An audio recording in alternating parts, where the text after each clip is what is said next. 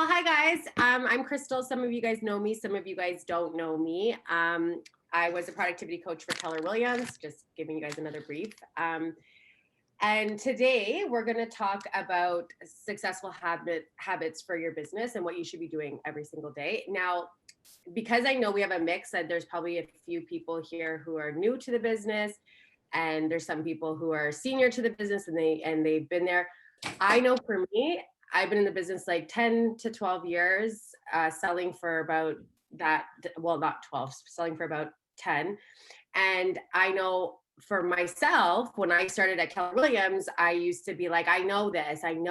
And then I had to change my mindset so I could learn and grow, which is I started asking myself the question, instead of I know this, am I doing this? So a lot of you people, this is going to be a refresh and you guys are going to be like, I know, but I challenge you to ask that question, am I doing this? Okay, because that's the important part. Knowing is one thing, but doing is a whole other thing.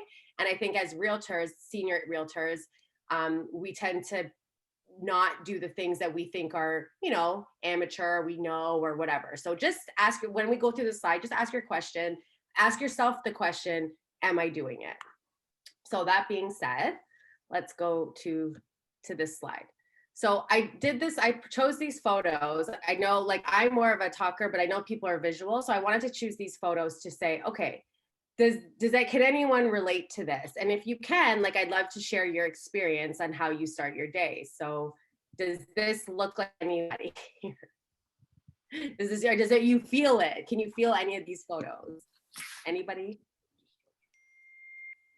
Definitely myself and with the middle girl with all the post-it notes. Yeah. Not exactly. Not I mean, those who could not join the group was like, those who could not come to the meeting are like this. Those who could not come to the meeting. Who said that? Reza did. Reza, yeah, exactly. That's exactly what it is. This is what they're doing. And it's 11 o'clock. So these photos to me, like we've all been here. We've all seen this. We've all felt like this. So I put these photos here because this is what I like to do to start my day. So number one, I like to wake up early. And I know I read tons of books and talked to tons of people, and people who start their day early tend to get a lot more done. And then at noon, you're kind of like, okay, well, what do I do now? It's time to go to bed, time to eat dinner, right? And it's only 12 o'clock. So I always like to say, wake up and start your day a bit early.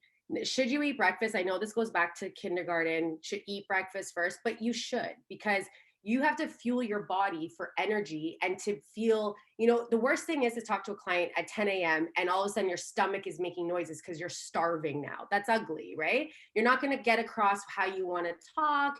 You might start getting irritated. It's just good to always put anything. And if you're not a huge breakfast person, something small, a banana, whatever, right? But just have that. Now, the second photo I put there because it represents what your day's going to be like after you start your morning. So why not meditate or exercise or do something to get your blood going so that you're up and alert?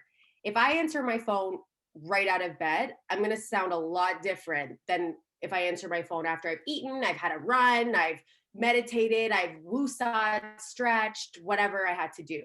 So that's kind of, something that we really should practice doing, waking up and starting our morning. And I never used to. When I worked full time, and I treat my job as like, even though we're self-employed, I treat it as a job that I have to get to my desk at a certain time. But when I used to work, and I had to be at the office at 9 o'clock, I was getting up at like 7:45, out the door by 8:30, at the office by 9. I didn't eat. I didn't have a coffee. I picked that up on the way. I barely had time to brush my hair. And then my brother, actually, funny enough, he lived with me for a couple of years, and I saw his routine. He would wake up, it'd have to be at the office for 9, and he would wake up at like 6:30. And I was like, what are you doing? You're like a half an hour away. Why would you need to go that? Why would you need to get up so early? But he walked around, he had his coffee, he stretched, he went to work on his second coffee, and everyone's still rubbing eye crust out of their eyes. They're so exhausted, right? So that's kind of what I'm saying is start your day. How do you guys start your day right now? If you had to just in your own words, like how do you start your day? Anybody? Anyone, just unmute yourself and I just finished my first coffee. I finished my second. No, I hear you clearly. What you're saying, Crystal, is the days I do wake up around 5:30 is like by 12 o'clock is like I achieve everything I wanted to. I'm looking ahead for the rest of the day for just a bonus. Yep. Yeah. Yeah. Anybody else have anything to share how they start their day? If they have any even better tips, or maybe they start their day hectic, wake up 5 minutes before they have to be somewhere. No? So I have hello. Hi. So I have a restless soul. So I get up in the middle of the night. If I have something important going on, trust me, I cannot sleep. So I get up at 3:30, 2 hours out of the bed, go down. And if I have to do something, or if I have something in my mind, I can't sleep. I just need to, it's not a good habit, but then I think and plan and then I go back to bed at 5:30. And then I get up very late in the morning. So I have a different routine, but I think too much about it if I have something really important, which I need to change. You know what? That's so interesting that you say that, because I'm the same way. Like I feel like if something's really on my mind, I'll be up, like my mind can't sleep. And that's something that I think, starting your day exercising. I know for me, when I exercise in the morning, that night, it doesn't matter what's happening, I'm getting a good sound sleep for whatever reason, because you're using your energy, right? And then you have your whole day. And I find I sleep better when I have a workout for the day. And even maybe try meditating too, because meditating kind of helps you relax your thoughts and push everything away. But I hear you. It is tough when you have, especially in this job, things can stress you out, so we have to really try to get our mindset right, because mindset is everything in this job. I had a little hiccup yesterday. I'm not going to bore you with the details, but I got upset. And then, I had to stop and say, okay, hold on a second. This is a real estate transaction, and it's with someone who's very close to me, but I'm talking to them like they're close to me. And so I changed my mindset and I was like, no, stop. They're a client. So forget the relationship. They're a client. And I dealt with it like they were a client, and the outcome turned out amazing. So same type of thing. We got to get our mindset around certain things. This job is stressful, but we have to get our sleep. We have to get our rest. We have to do things for us, because we're not good to anyone else if we're not inside internally good. Mindset and everything. Mind, body, and spirit, I guess. I think I think the difference is if we get our mindset right, we're gonna have a proactive day instead of being a reactive day. And I think a lot of us fall into that category, is we're reacting to things that are coming to us, and we're not really getting what we want out of the day because of that. 100%. If I choose, and I remember, it's funny because Cheryl shared something with me. Is she on this call? No. Anyways, she shared something with me that Asger shared with her. And I've taken that. She told me that. This was years ago. And I've taken that, and I've always lived by that. You're going to let's say I go to Tim Hortons and they mess up my coffee, or they drip it all down the cup, and I'm pissed off because now you got me wet and the coffee's dripping down my hand. But Asger said to her, you're going to let 1 minute affect the entire day. So now my day's done because this girl at Tim Hortons got coffee on my hand. Instead of just being like, okay, you know what? I'm healthy. My family's healthy. Everybody's good. I'm going to work. I'm glad I'm able to do that, and just shrug it off. Right. And now I do that. I practice that. And it was a tip that Asger actually gave Cheryl, who gave to me, that I've used in my business. So thank you. I've never told you that before. Thank you. So the next thing is, guys, I am old school. I am 37 years old, turning 38 in a few months, but I'm 37 and for now. And I am old school. Everyone's like, technology, your calendar. Yes, I have my calendar on my phone and I put this stuff in my phone, but I am a list writer. I am a planner and a list writer. So I'm going to show you here. I have my week planned out. Now, my week is planned out for what things that I have no choice and that I have to actually do. Like these things are not non-negotiable, except for my goals and my to-do list, those things, you know. And what happens is in my week, sometimes things have to change or I have to add things in, but I have a pretty basis of what I need to get done during my week. And I like to plan it a week in advance just so I can be on track.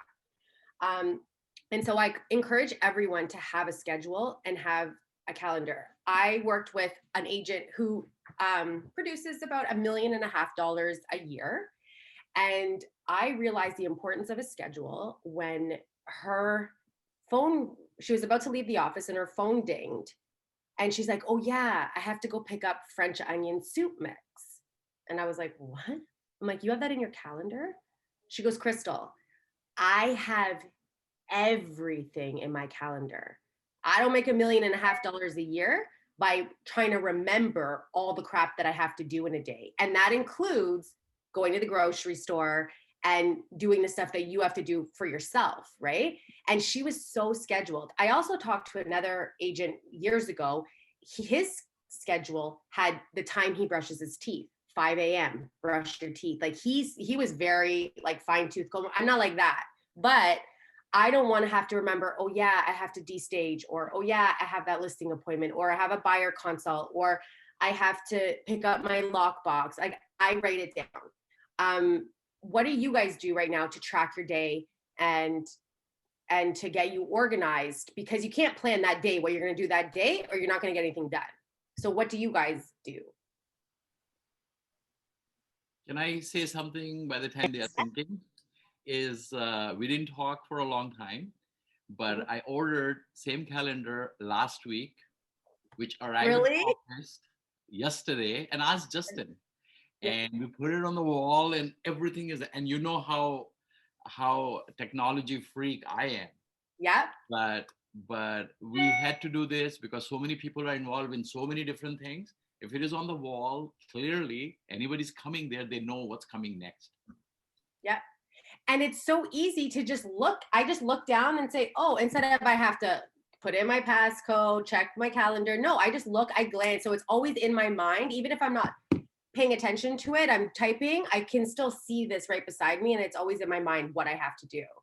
So that's great, Asger, because we actually never spoke about that. So yeah, great minds. Amazing. What else are you guys doing to track your day?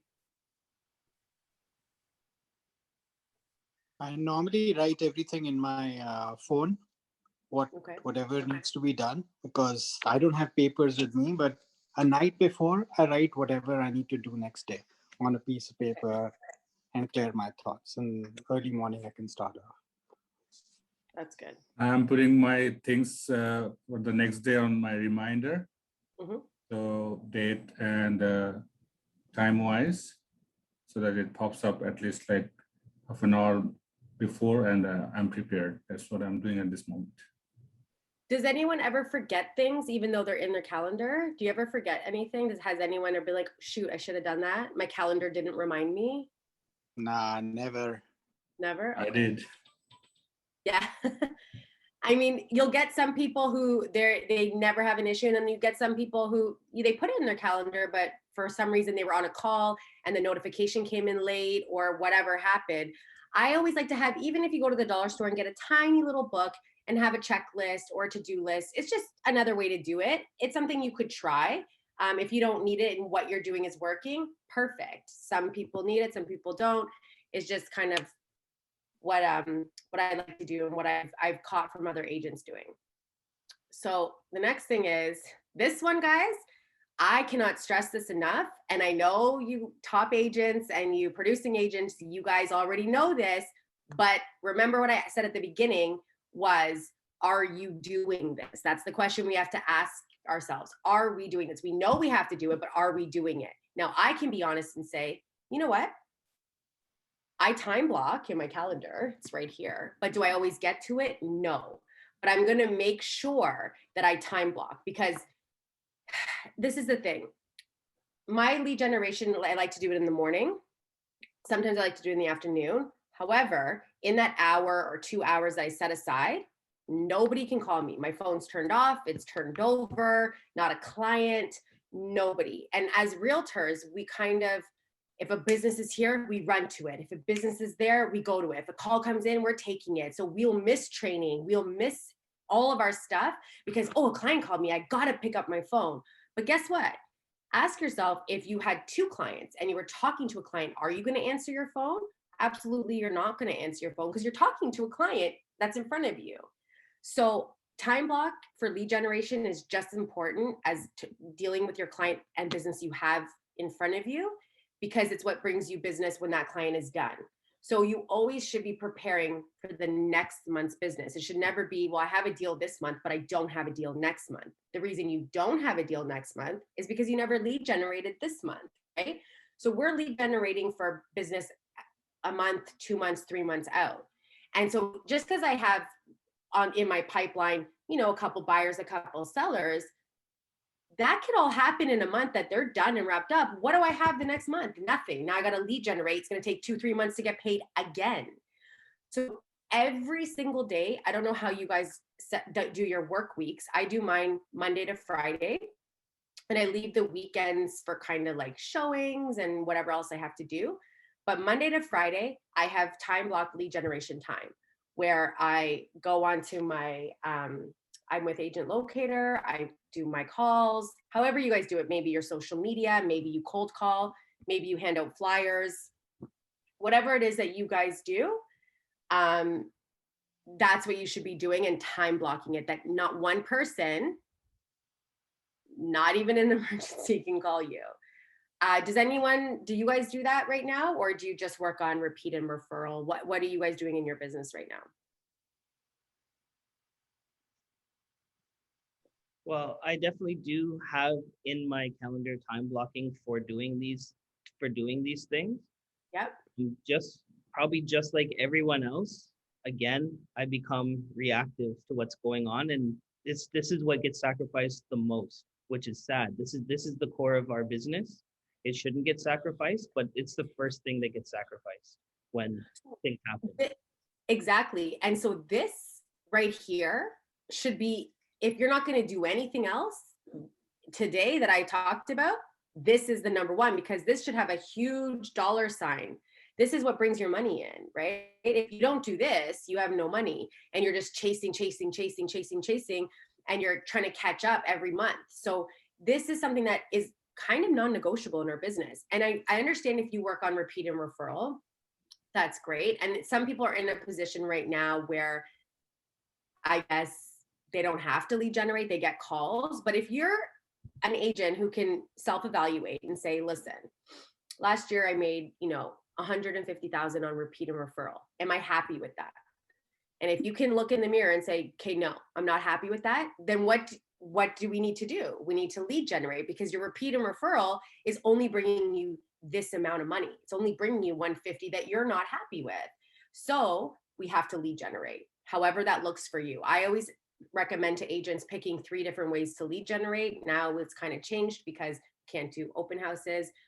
We don't door knock, but we can still flyer. So I'll tell you, I had a listing that sold and I delivered flyers myself.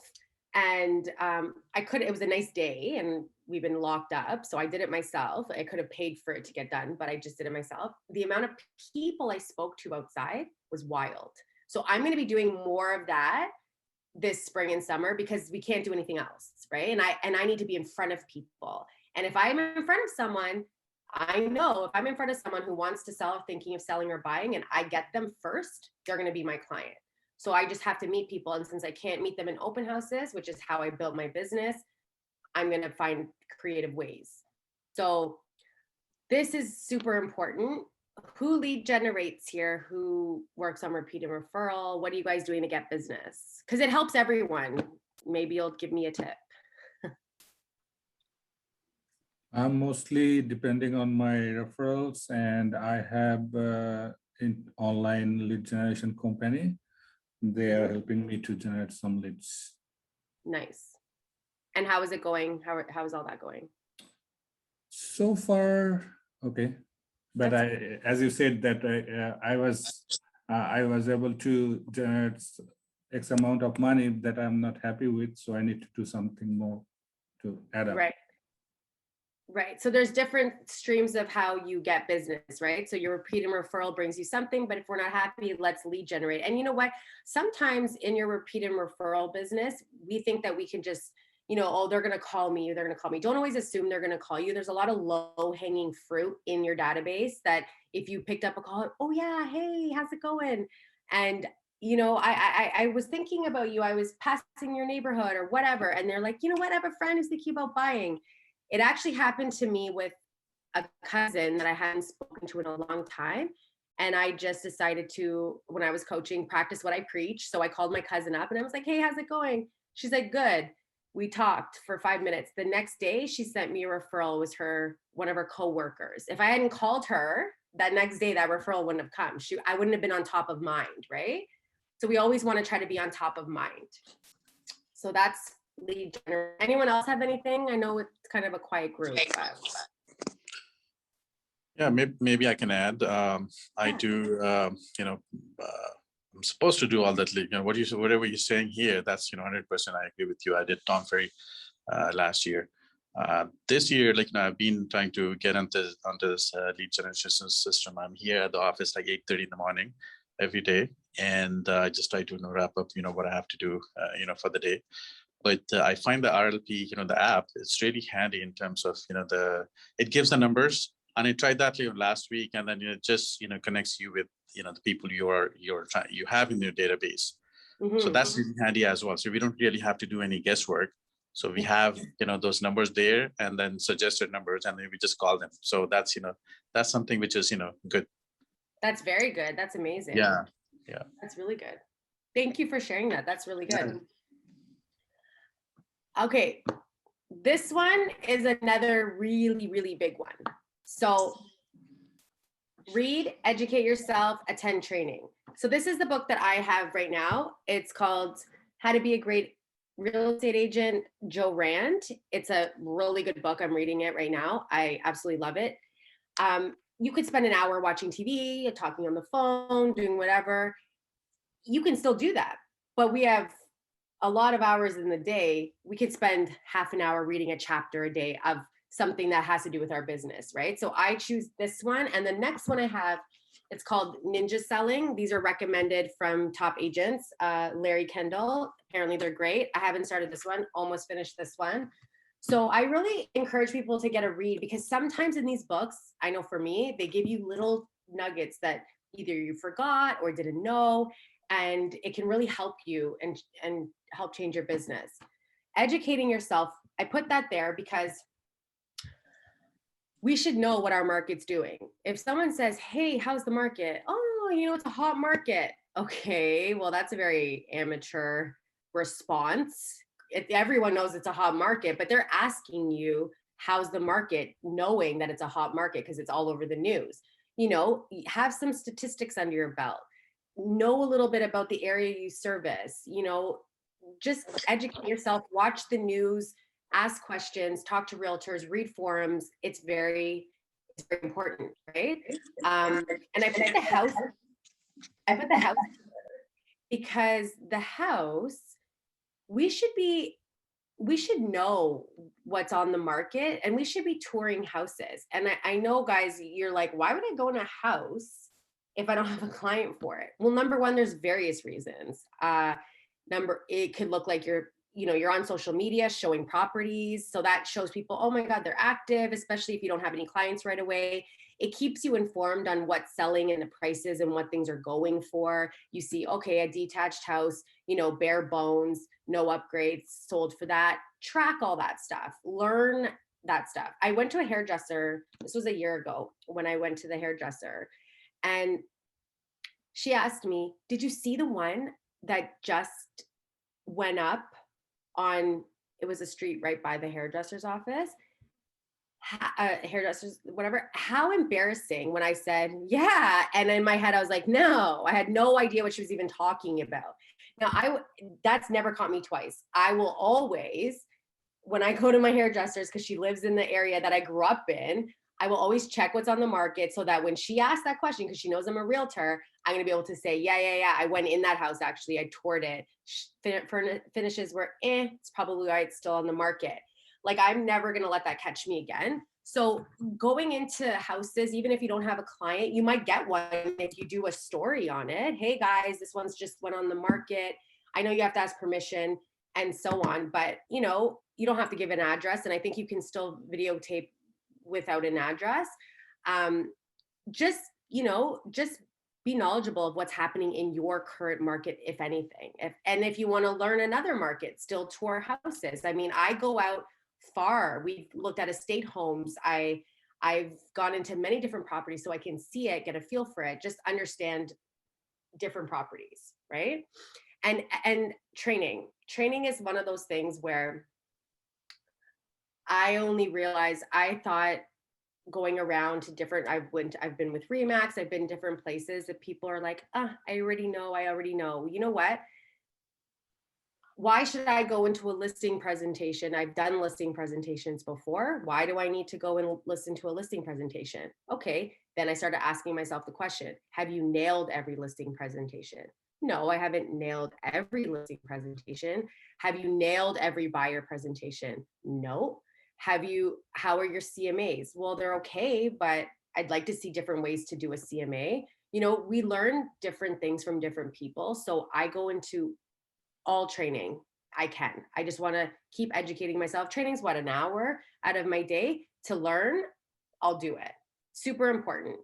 I mean, it's not, training isn't a daily habit, but reading and educating yourself in real estate should be. It's something I watch. I watch the news every morning. I watch Hot Property. You get some top agents talking about how they feel the market is. I read a lot for sure, because I'm on forums on Facebook. I don't know if you guys are on Real Estate Hacks, but they have some really good topics in there, and you get a lot of feedback from different agents, and it helps you understand how other agents are too, how they think, all the things that they, you know, that they have to give to that forum. It's really good to listen and educate yourself. And this one is another goodie. Add at least one contact a day to your database. We should be doing this. Now, if someone threw you in the wild and said, go get dinner, or you're going to starve and your family's going to starve, I bet a few people will come back with some type of animal or some type of food, right? These people represent our food, how we feed our family, how we keep the roof over our head, how we do everything. So we want to grow our database, and if we didn't like what we made last year, how we're going to do this? More people. We need more people. I don't know, some of you are taking Kirby Chan's training. It's what he says. He wants 5,000 people. It's a numbers game. The more people, the more business. So we should aim to add at least one contact per day. And it's very easy. You call your past clients. Hey, know anyone buying or selling? If you have a database of 150 people, at least one person is going to give you a contact to add to your database that day. Has to. So this one's super important. However you have to do it. Maybe you're at a grocery store. You meet someone in line. Chat, talk. Oh, I'm in real estate. Would it be okay if I keep you informed of the market? Sure, no problem. The amount of yes compared to the amount of no's I've got far exceed that. Just ask. You know, you bring up real estate. If they're interested, which everybody is, ask if you can add them to your database to keep them informed. I'm not going to spam you, maybe an email here and there. Sure, no problem. Right? That one is a big one. Try to add at least, so that's 5 contacts a week. In a month, you got 20 new people in your database. And then the last but final and most important is gratitude. What are we all grateful for? We like to lead our day with gratitude. I know I do. The power of gratitude is huge. And this is a saying that I just really like. Gratitude can transform common days into Thanksgiving, routine jobs into joy, and change ordinary opportunities into blessings. So gratitude is a major thing. I think when you're grateful and, you know, you lead like that, I feel like more comes, you know, when you give with abundance, you get in abundance. And it's just kind of how I like to lead my day, with gratitude. So yeah, anyone have any thoughts or questions or anything? This is awesome. Thank you, Crystal.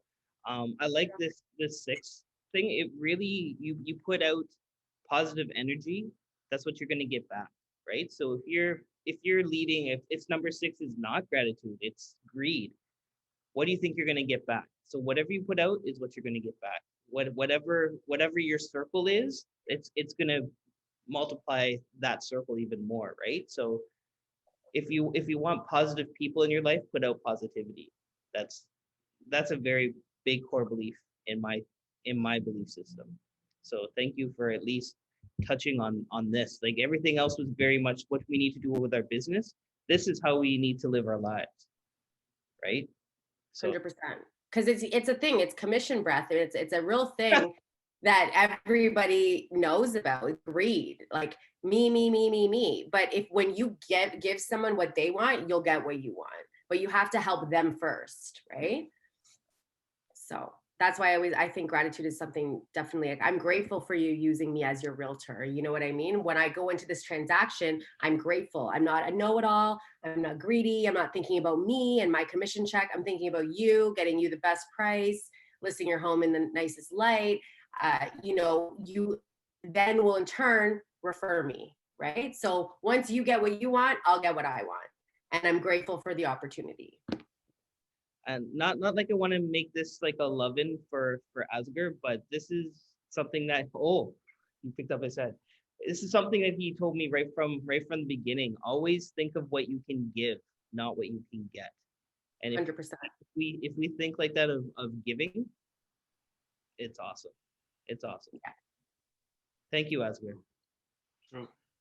The biggest enemy is knowing that I know everything. I don't need any training. I don't need to read any book. I don't need to learn from anywhere. It's waste of time. What new you can teach me? That's your greatest enemy. That's your greatest enemy. Like the 100%. Day you know that you know everything, that's a problem. Yeah. Agreed. But I'm glad you shared all these things with not only me, with everybody. Mm-hmm. And really, really nicely put together. As Justin says, gratitude is one of the most important thing we have to adopt, along with our daily routine life. What time we wake up, how we handle the day is most important. And if we do these little things which you told us today, the day will be fantastic. At the end of the day, we will say, wow, we achieved so much.